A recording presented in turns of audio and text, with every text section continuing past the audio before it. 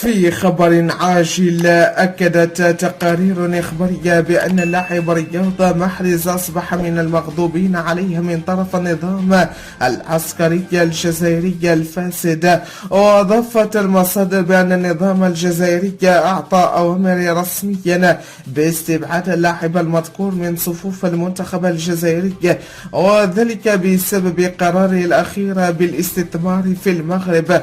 وتعرض اللاعب الجزائري رياض محرز لضغط كبير من طرف الإعلام الجزائري، حيث دوما ما يقوم بالهجوم على اللاعب بداعي أن مستواه تراجع، لتتبين الحقيقة بعدها بأن قرار استثمار اللاعب في المغرب هو السبب في الهجوم الإعلامي عليه. وأكدت المصادر أن النظام العسكري الجزائري هو من قام بتحريض الإعلام الجزائري بالضغط على اللاعب والهجوم عليها. ويذكر أن اللاعب رياض محرز قرر الاستثمار في سلسلة مطاعم وفنادق بالمغرب بدلا من الجزائر، وذلك بعد تشاوره مع كبار المستثمرين الذين نصحوه باختيار المغرب للاستثمار نظرا للاستقرار الأمني الذي يتمتع به المغرب بمقابل غيابه في الجزائر. شكرا لكم على حسن المتابعة، إلى اللقاء.